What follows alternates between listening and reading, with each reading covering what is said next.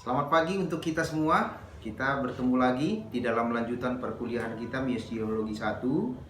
Saya berharap semuanya sudah bersiap dan tetap bersemangat untuk mengikuti kuliah demi kuliah yang akan kita sampaikan, yang akan saya sampaikan kepada kalian semua tentang misi. Hari ini saya akan berbicara tentang topik misi dalam sejarah gereja. Sebelumnya saya sudah mengajarkan ini sebenarnya secara garis besar, dan kalian juga sudah saya arahkan untuk membaca beberapa buku sehingga kalian bisa menguasai topik ini dengan baik. Nah, mengapa misi dalam sejarah gereja penting? Karena memang misi itu dengan gereja tidak dapat dipisahkan. Jadi kita akan melihat pertama-tama apa hubungan misi dan gereja. Ada seorang tokoh yang sangat menarik sekali sebetulnya, yaitu Karl Barth, yang juga mendalami teologi sistematika. Dan kalau kalian rajin ke perpustakaan kita, tentu kalian melihat ada buku yang tebal-tebal, cukup dogmatik. Itu tulisannya Barth, yang bagaimana dia mengajarkan kepada kita dogmatik gereja yang sampai hari ini pengajaran itu masih cukup relevan. Oleh karenanya dia juga punya pendapat tentang bagaimana itu misi. Seperti yang kita tahu, misi datangnya dari Allah sendiri, dan kita sudah meyakini itu dan juga didukung oleh fakta-fakta kitab suci dan juga didukung oleh berbagai tradisi-tradisi misi yang sudah dikerjakan oleh gereja sampai pada saat ini. Maka kita tahu bahwa misi datang dari Allah sendiri, seperti Allah mengutus putranya, lalu putranya mengutus Roh Kudus, dan ketiganya mengutus gereja ke tengah-tengah dunia ini. Itu adalah misi dari Allah yang terus berkesinambungan di tengah-tengah kehidupan, di tengah-tengah dunia ini. Oleh karenanya, misi adalah tugas total dari Allah yang mengutus gereja demi keselamatan dunia, dan gereja diutus ke dalam dunia untuk mengasihi, mengajar, melayani, berkhotbah, menyembuhkan, dan membebaskan. Jadi pada hakikatnya gereja hadir untuk membawa kabar baik, yaitu shalom Allah ke tengah-tengah dunia ini. Jadi bila dinyatakan bagaimana sebenarnya hubungan antara misi dengan gereja, maka itu ada dua konsep dasar yang benar-benar harus kita pahami. Yang pertama, misi merupakan panggilan gereja secara esensi. Artinya gereja itu ada, dia dipanggil, esensinya itu adalah untuk melakukan misi Allah. Yang kedua, bagaimana misi itu dilakukan oleh gereja? Maka konsep dasar yang kedua adalah implementasi misi menjadi tanggung jawab dari gereja, sehingga misi itu dijalankan oleh gereja sebagai tugas dan panggilannya di tengah-tengah dunia ini. Nah, misi sebagai tanggung jawab gereja bisa kita pahami bila kita melihat sebentar ke dasar kitab sucinya dalam 1 Petrus 2 ayat 9. Di sana disebutkan, tetapi kamulah bangsa yang terpilih. Kamulah bangsa yang terpilih. Imamat yang rajani. Artinya bangsa yang terpilih itu adalah gereja yang telah dihadirkan, telah didirikan oleh Allah sendiri melalui Kristus di tengah-tengah dunia ini. Dan kita semua menjadi imamat yang rajani, itu yang disebut dengan imamat am, orang percaya.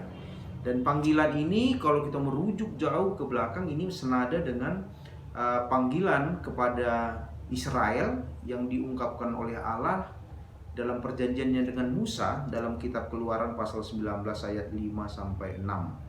Meskipun implementasi misi ketika itu masih berbeda.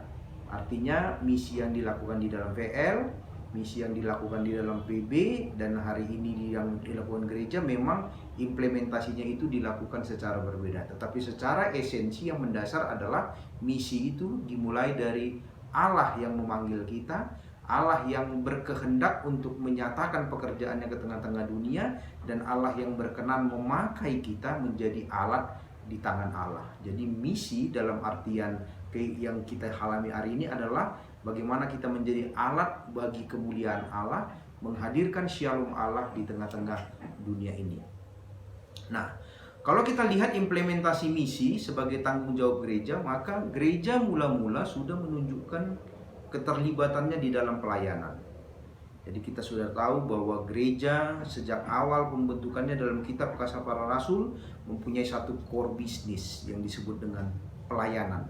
Nah, pelayanan ini artinya membantu, menyiapkan, mengurus apa yang diperlukan oleh orang lain. Apa yang diperlukan oleh orang lain untuk membentuk dia menjadi manusia yang utuh. Manusia yang sesuai dengan kemanusiaan yang diinginkan oleh Allah.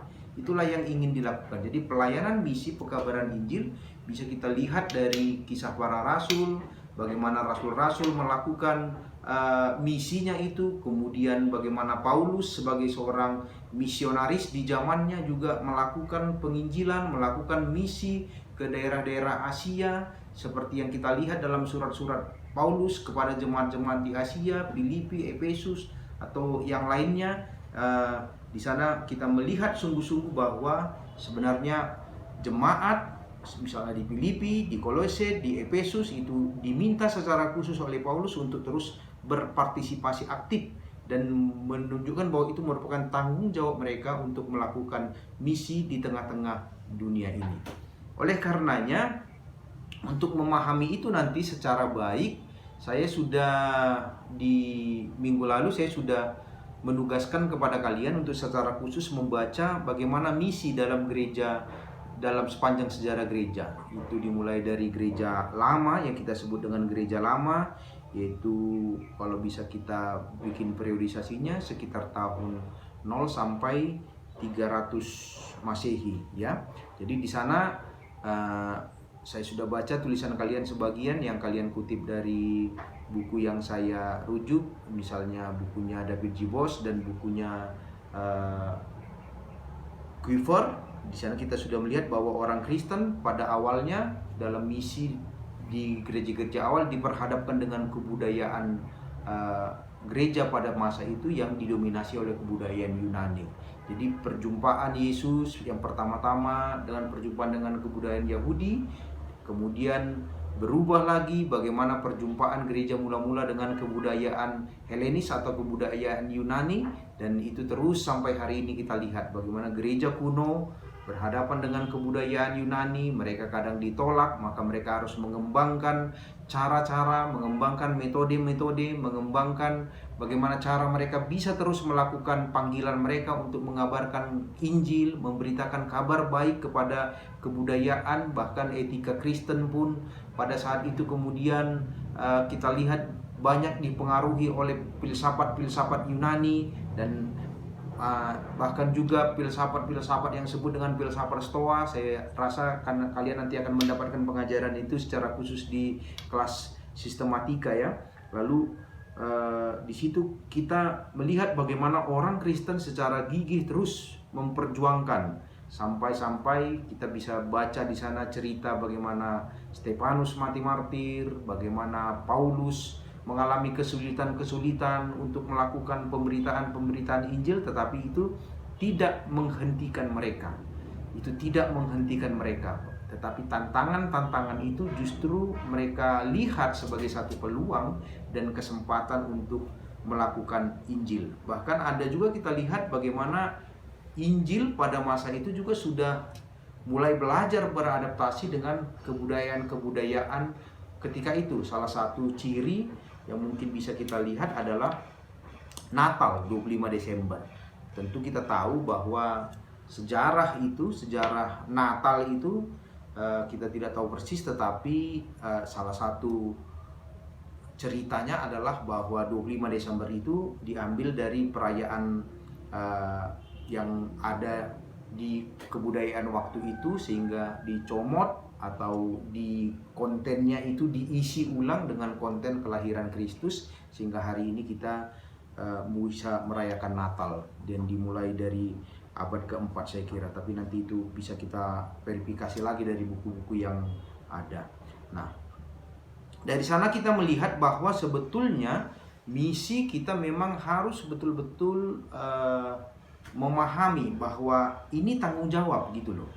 Tanggung jawab ini harus dilakukan dan tanggung jawab itu harus diimplementasikan, dan sebagai gereja, manusia yang sudah diperbaharui, manusia yang sudah diselamatkan, maka kita kemudian mencari jalan, mencari cara untuk tidak pernah berhenti bermisi, tetapi justru melihat peluang-peluang yang baru dengan melakukan cara-cara bermisi yang baru supaya semuanya bisa berjalan dengan baik. Upaya itu itu yang kadang-kala kita sebut dengan kontekstualisasi. Jadi misi memang selalu dikontekstualisasikan dari zaman ke zaman, sehingga sampai hari ini kita bisa eksis untuk melakukan misi kita dari gereja. Nah, itu bagian berikutnya. Bagian berikutnya di bukunya Widi Artanto, Menjadi Gereja Misioner. Saya harap kalian semua sudah punya buku itu, karena sudah dari awal perkuliahan saya sudah anjurkan untuk kalian mencari buku itu dan membelinya. Saya akan kutip saja yang dikatakan oleh Widi Artanto dari halaman 43. Dia katakan seperti ini. Karakter misi yang penting pada era itu, maksudnya era gereja mula-mula tadi, tampak dalam ekspresi iman gereja timur yang memahami gereja sebagai tanda, simbol, dan sakramen dari keilahian dalam hidup manusia untuk mengarahkan hati manusia kepada Allah dalam satu dunia yang fatalistis. Liturgi Ekaristi menjadi tempat kesetiaan Allah dinyatakan agar manusia hidup dalam liturgi after liturgi. Kesatuan gereja dalam misinya memberikan kredibilitas kepada gereja dalam konteks masyarakat yang terpecah dan dunia politeis, sehingga dengan itu dunia juga dapat memandang Allah yang esa dan mulia. Kasih Allah sebagai dasar misi, lebih daripada keadilannya, adalah satu pesan revolusioner dalam dunia yang apatis. Hidup baru sebagai identitas yang substansial dari keselamatan, menambah kualitas dari keberadaan Kristen yang tidak terbandingkan, dengan membantu dunia ini untuk mengarahkan pandangannya kepada Allah. Nah, jadi itu kutipan yang berani sekali sebetulnya dari Widi Artanto yang menyatakan bahwa memang dalam tanda petik kita katakan Kristen itu memang selalu harus punya cara yang berbeda, berani tampil beda untuk bisa mewujudkan misi Allah yang sudah menjadi tanggung jawab yang diarahkan kepada kita sebagai manusia yang sudah diselamatkan oleh Allah. Jadi misi memang akan setia tetap di dalam tantangan-tantangan yang terus ada, baik dari struktur, baik dari sosial, baik dari politik, baik dari segala macam. Tetapi yang menjadi concern kita, yang menjadi perhatian kita yang utama adalah apapun yang terjadi, bahwa misi harus tetap kita jalankan dengan spiritualitas yang kuat, dengan rasa syukur oleh karena Allah yang telah berkarya di dalam kehidupan kita. Itu yang penting, menjadi ingatan bagi saudara-saudara, menjadi satu motivasi bagi saudara-saudara untuk terus terlibat di dalam pekerjaan misi. Nah, berikutnya kita melompat ke zaman pertengahan. Nah, zaman pertengahan ini kira-kira bisa kita katakan sekitar tahun 300 sampai tahun 1500 Masehi. Nah, di sana kita sudah mulai mengenal bapak-bapak gereja yang menulis banyak tentang bagaimana sebenarnya kehidupan menggereja yang harus kita pahami. Misalnya kalau kita mengutip menyebutkan satu nama, kita tidak mungkin melupakan Thomas Aquinas dengan bukunya Summa Theologiae itu, ya. Dia sudah mengajarkan bagaimana orang-orang percaya itu akan selalu berhadapan dengan orang kafir. Lalu tetapi bagaimana pendekatan kita kepada orang kafir itu sehingga sehingga golongan orang-orang kafir ini pada akhirnya menjadi bagian dari kita, menjadi bagian dari kekristenan yang bisa sama-sama hidup merayakan keselamatan yang telah diberikan oleh Allah itu. Nah, itu yang menjadi titik fokus mereka, karena pada zaman pertengahan kekristenan sudah cenderung bertemu dengan yang mungkin juga dari Islam pun sudah berkembang ketika itu, sebab kita tahu Islam sudah ada mulai tahun 700-an ya.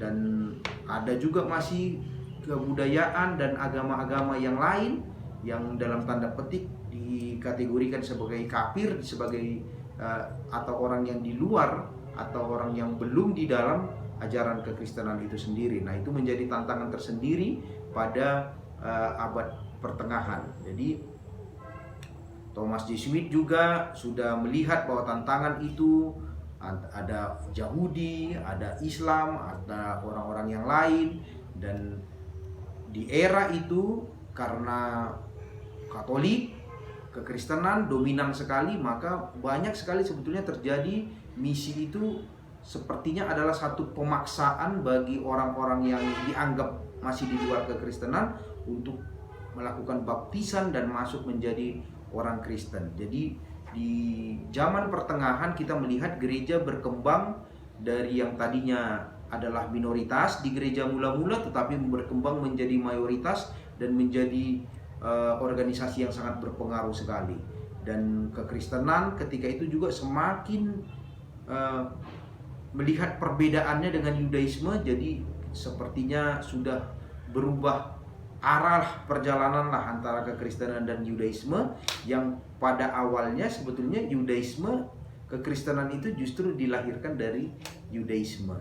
Jadi di abad pertengahan juga politik juga di sana sudah sangat hebat sekali, bagaimana kita melihat antara hubungan tahta dan altar itu juga selalu tarik menarik, kadangkala altar bersinggungan dengan tahta, altar berjalan bersama-sama dengan tahta di dalam kehidupan menggereja. Jadi ketika itu juga keanggotaan gereja itu menjadi sangat penting, sebab ada ajaran, ada anggapan yang menganggap bahwa di luar kekristenan itu kafir sehingga tidak bisa diselamatkan. Jadi dogma-dogma juga dibagukan dalam rumusan-rumusan final yang sampai hari ini pun masih setia mengikuti kita. Itulah sebabnya teologi kita masih sangat dipengaruhi oleh teologi-teologi dari abad pertengahan ini. Dan misi gereja apokaliptik disingkirkan karena yang terjadi justru adalah kolonialisme, misi masuk dengan membonceng kolonialisme. Nah, itu terjadi pada era yang kita sebut tadi abad pertengahan itu. Kalau kita bisa melihat juga dari bukunya Agustinus, Thomas Aquinas, dan itu akan kentara sekali.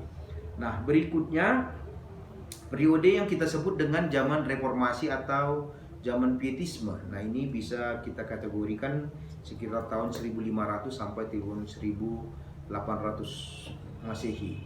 Nah, di zaman ini para reformator itu kelihatannya tidak terlalu tertarik dengan pekabaran Injil, atau kita katakan mereka tidak terlalu memikirkan misi. Jadi dari pihak-pihak baik Lutheran, Calvin atau apapun memang itu tidak terlalu kelihatan. Paling kalau kita sebut satu nama yang berpengaruh di dalam misi di zaman reformasi paling adalah Martin Bucer, ya, yang tetap konsisten terhadap misi. Jadi di situ paradigma misi cenderung berubah-ubah. Kadang-kadang ekstrem, kadang-kadang juga ya bisa diterima secara akal, kadang-kadang juga agak susah, ya seperti itulah. Karena memang zaman di situ reformasi sedang berkutat melawan ajaran-ajaran lama yang disebut dengan Katolik itu, dan banyak sekali persoalan-persoalan yang muncul. Protestan sedang ingin memantapkan dogmanya, memantapkan doktrin gerejanya, sehingga misi tidak terlalu mendapat perhatian di zaman reformasi. Nah, kemudian beralih ke zaman pencerahan. Di sini kita akan lihat bahwa misi yang dijalankan oleh para misionaris sudah mulai bersifat sentrifugal, artinya pergi keluar. Nah, kira-kira itu. Jadi mereka tidak lagi menerapkan secara kaku Calvinisme, Lutherisme, bahwa penyelamatan hanya ada pada Allah, di mana doktrin predestinasi mulai dikumandangkan sehingga gereja menjadi sentral. Tetapi pada zaman pencerahan mereka mulai keluar dari gereja dan mulai pergi ke seluruh dunia untuk melakukan penginjilan dan mulai melakukan tanggung jawab misi itu yang diarahkan kepada individu, kepada orang lain. Dan gereja sudah mulai melihat bahwa misi adalah bagian yang sangat penting yang harus dikerjakan, sehingga pada zaman pencerahan terjadilah banyak pengutusan-pengutusan. Dan di sana juga Protestan melakukan misinya juga, sudah sekaligus dalam cara penanaman gereja. Itulah makanya ada banyak gereja dibentuk. Bahkan kalau kita ingat, termasuk orang Batak juga punya gereja ya pada zaman pencerahan itu. Kita ingat tahun 1861 HKBP berdiri, adalah bagian dari perjalanan misi yang dilakukan oleh orang Eropa ke Indonesia. Dan di sana mereka mencoba membuat gereja-gereja yang mandiri, dan misi di sana selalu dibawa dengan propaganda untuk memandirikan gereja dengan apa yang disebut dengan kemandirian gereja, self-governing, self-expanding, self-supporting. Nah, tetapi cilakanya itu nggak berlangsung murni, karena dibaliknya gereja induk, artinya gereja yang membawa Injil, yang membawa misi ke tempat tertentu, itu tetap memandang sebagai gereja yang muda, itu gereja yang dibentuk, yang didirikan itu sebagai bagian dari diri mereka, dan sistemnya juga dipaksakan, atau kalau bukan dipaksakan tetapi sistemnya juga yang dilakukan adalah seperti sistem dari gereja mereka itu. Makanya kalau kita lihat HKBP sangat barat sekali sebetulnya di dalam liturginya, di dalam teologinya. Barulah pada akhir-akhir ini setelah kemandirian gereja kita disebut dengan HKBP, HKBP, kita mulai melihat bagaimana sebetulnya suasana kebatinan orang Batak di dalam berteologi itu. Nah, itu adalah akibat dari zaman pencerahan tadi itu. Nah, kemudian ada yang kita sebut dengan zaman modern sampai ke zaman postmodern tahun 1800 sampai sekarang lah. Jadi misi itu terus berkembang dengan cirinya yang terus berbeda, terus diperbaharui supaya dia bisa terus melakukan di dalam kehidupannya. Jadi kalau modern dan postmodern itu, misi itu udah susah kita gambarkan. Ibaratnya seperti gambar mosaik lah, yang di gereja itu ada banyak sekali warna, tetapi pernah lihat ya, misalnya di gereja kan ada lukisan-lukisan mosaik itu yang dari kristal-kristal itu yang kayaknya disusun-susun saja, tetapi menghasilkan satu gambar yang utuh, misalnya Yesus yang sedang menggendong anak domba, kira-kira seperti itu kan. Itu disusun dari kristal yang berwarna-warni, yang sepertinya nggak ada hubungan satu sama lain, tapi pada akhirnya menghasilkan satu mosaik yang sangat indah sekali. Nah, itu juga yang kemudian dikenal di dalam era kita ini. Sekarang banyak sekali cara, banyak sekali metode, banyak sekali ragam, dan ketika kita melihat itu satu-satu mungkin bisa saja sepertinya berlawanan, tetapi ketika itu dipadu ternyata itu bisa harmonis juga, bisa juga menciptakan satu keindahan. Nah, itulah sebetulnya yang sedang kita godok terus di dalam kuliah misiologi kita, supaya kita melihat bahwa banyaknya metode, banyaknya cara itu adalah kekayaan, tetapi esensinya harus tetap sama, bahwa kita sedang berpartisipasi di dalam misi Allah, bahwa kita sedang ikut terlibat di dalam missio Dei untuk menghadirkan Shalom Allah di tengah-tengah dunia ini.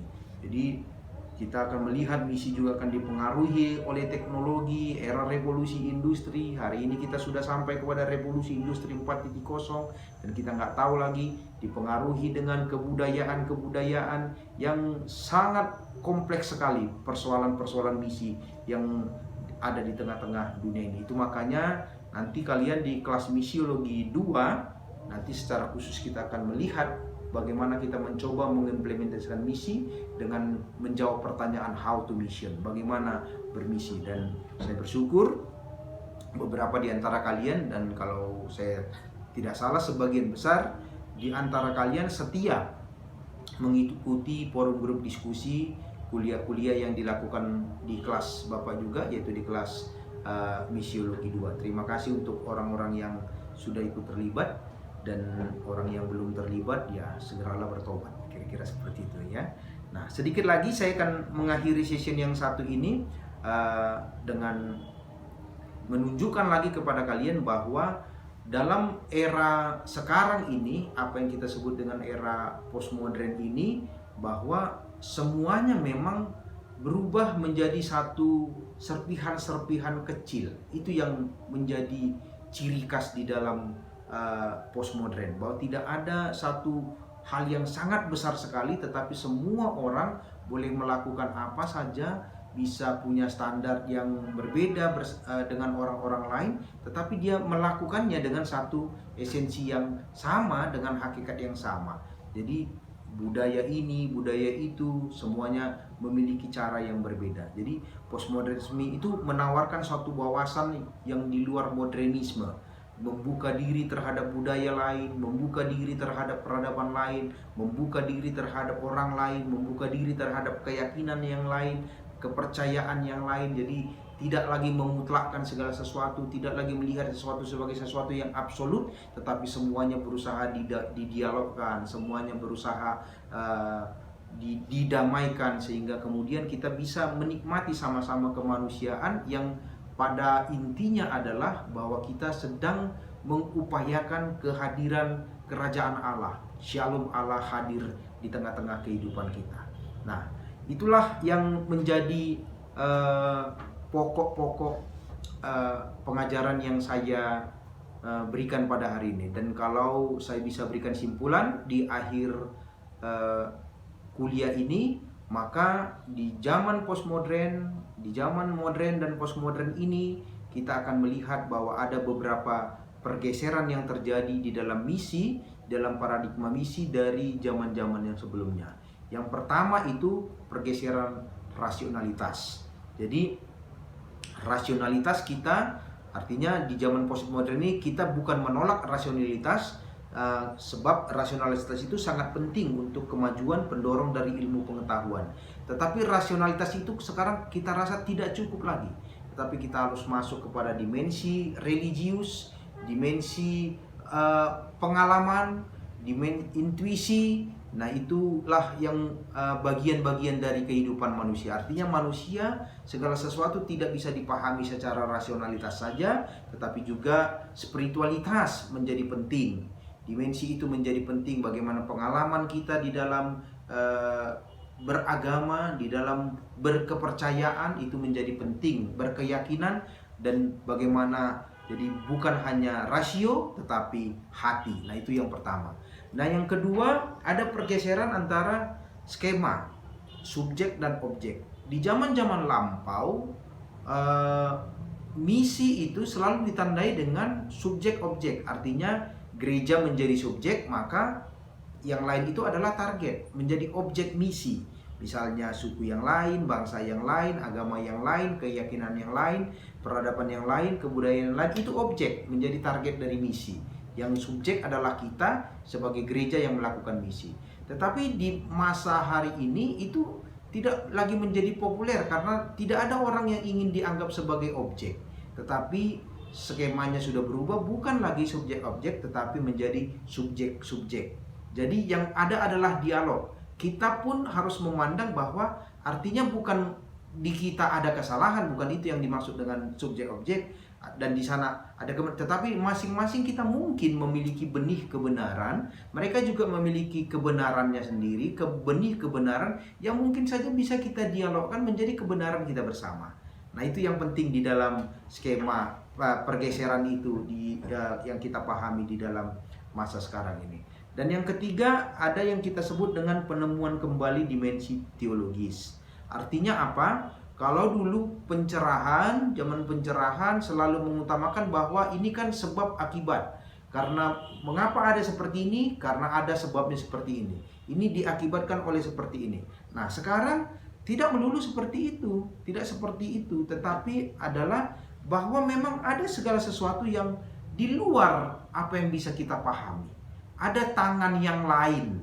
Nah, itu dalam artiannya, ada tangan yang lain yang mengarahkan kehidupan kita sehingga sesuatu itu bisa terjadi. Nah, itu yang kita sebut dengan dimensi teologis. Lalu berikutnya adalah di zaman ini sekarang orang tidak terlalu melihat lagi bahwa semua harus bergantung kepada teknologi, tetapi semua orang bisa menerima bagaimana orang lain berpikir, bagaimana orang lain melakukan kehidupannya. Dan kita itu melihat sebagai sesuatu keunikan. Jadi bagaimana orang bisa lebih berbahagia bisa kita terima tanpa harus memandangkan memaksakan bahwa harus seperti ini, kehidupan seperti ini. Dan berikutnya ada penemuan kembali nilai-nilai dalam fakta kehidupan. Artinya nilai yang ada di masa pencerahan pada hari ini bisa saja nilai itu tidak lagi terpakai. Bukan seperti itu lagi nilai yang kita anut. Bukan seperti itu lagi yang kita maksudkan, tetapi ada sesuatu yang berbeda. Dan berikutnya ciri dari pada masa saat ini adalah ada pergeseran kepercayaan diri. Dan dulu kan orang berpikir bahwa hanya orang baik, hanya orang kaya, hanya orang yang mampu yang bisa melakukan segala sesuatu. Tapi sekarang tidak. Semua orang bisa melakukan sesuai dengan talentanya dan mulai melihat bahwa dia mampu melakukan sesuatu. Jadi itu potensi-potensi yang harus bisa dikembangkan di dalam misi. Lalu kemudian yang terakhir pergeseran, bukan lagi individu. Jadi ini yang saya sebut di kelas kita kemarin, kalau kalian sudah sempat, bahwa di dalam era sekarang ini Superman is dead. Tidak ada lagi orang yang hebat, tidak ada lagi orang yang bisa melakukan sesuatu itu seorang diri. Tetapi kita mulai bergeser kepada zaman kolaborasi. Orang yang terbaik, orang yang hebat adalah orang yang mampu berjejaring, orang yang mampu membangun hubungan dengan yang lain, sehingga misi pun tidak bisa dilakukan dengan seorang diri, bukan misi saya. Jadi artinya kita mau katakan misi ini besar dan tidak ada satu orang pun, bahkan satu lembaga pun yang bisa menjawab semua persoalan. Oleh karenanya kita perlu melakukan jaringan, melakukan kolaborasi dengan siapa saja, di mana saja, demi satu tujuan yang sudah diberikan dalam kehidupan kita, dalam kehidupan gereja, yaitu menghadirkan shalom Allah ke tengah-tengah dunia ini. Nah, saya pikir demikian saja dulu untuk kuliah kita untuk seri hari ini, dan kita akan melanjutkannya dalam pembahasan berikutnya untuk kuliah yang berikutnya. Dan saya berharap kalian masih akan tetap semangat. Nanti di kuliah selanjutnya saya akan memberikan pemahaman kita tentang bagaimana, kalau tadi misi itu secara universal dalam sejarah gereja yang universal juga di seluruh dunia ini secara global, maka pada pertemuan berikutnya saya akan memberikan pendekatan bagaimana sejarah misi itu berkembang di dalam sejarah gereja di Indonesia. Baik, demikian. Salam Horas kepada kita. Kiranya kalian bisa menikmati, dan jangan lupa seperti kebiasaan kita, kalian harus bikin review, bikin evaluasi dari kuliah ini dan mengirimkannya kepada saya melalui Google Classroom sekitar 300 sampai 400 kata. Horas Marihita.